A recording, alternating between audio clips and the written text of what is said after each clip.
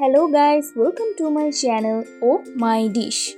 আজকে আপনাদের জন্য নিয়ে এসেছি একটি ইউনিক হোমমেড কুকিজ রেসিপি।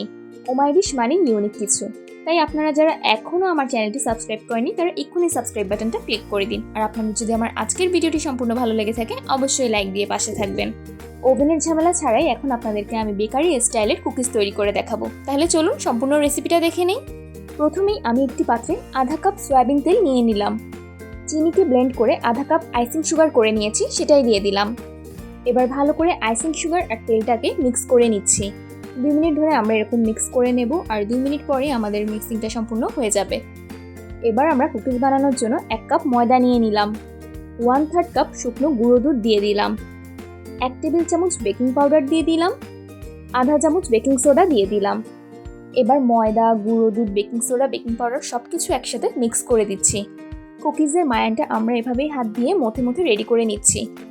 যতক্ষণ পর্যন্ত মায়ানটা একদম সফট আর মোলায়েম না হয়ে যাবে ততক্ষণ আমরা এভাবেই ভালো করে হাত দিয়ে মথে নিতে থাকবো।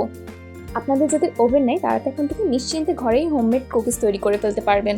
বাজারের কুকিজে প্রচুর পরিমাণে প্রিজারভেটিভ থাকে, এর থেকে ভালো এখন ঘরেই আমরা তৈরি করে ফেলতে পারবো মজাদার কুকিজ, তাও আবার স্বাস্থ্যকর ও নিরাপদ। কুকিজের মায়ানটা সম্পূর্ণ রেডি হয়ে গেছে, দেখুন কতটা সফট আর স্মুথ হয়েছে। এখন আমরা কুকিজের মায়ানটাকে 2 ভাগ করে নিয়েছি। এখন আমরা একটি মায়ানের মধ্যে কোকো পাউডার দিয়ে দিচ্ছি।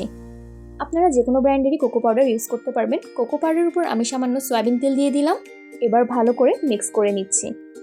একের ভিতর 2 একটা কথা আছে না, আজকের কুকিজটাও হবে একদম সেরকম, একের ভিতর 2। 2টা ফ্লেভারের সাথে একসাথে একটা কুকিজের মধ্যেই, আর কম্বিনেশনটা হবে অসাধারণ। এখন আমার চকলেটের মায়ানটাও রেডি করা সম্পূর্ণ শেষ হয়ে গিয়েছে। প্রথমেই আমি মায়ান থেকে অল্প করে একটু লেচি নিয়ে 2 হাতের মাঝে আলতো করে লম্বা করে নিলাম।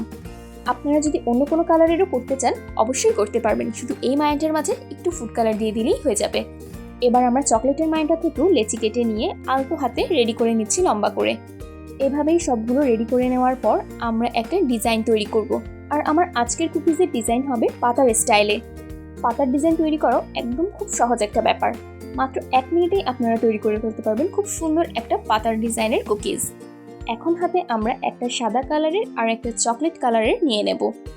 ভিডিওতে দেখানো পদ্ধতি অনুযায়ী 2টাকে আমরা আলতো হাতে জোড়া লাগিয়ে দিচ্ছি।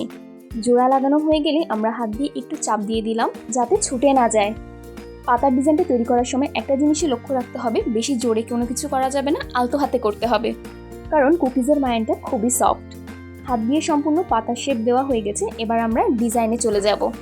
একটা ছুরি বা নাইফের সাহায্যে ভিডিওতে দেখানো পদ্ধতি অনুযায়ী আমরা এইভাবে পাতার ডিজাইনটা দিয়ে নেব।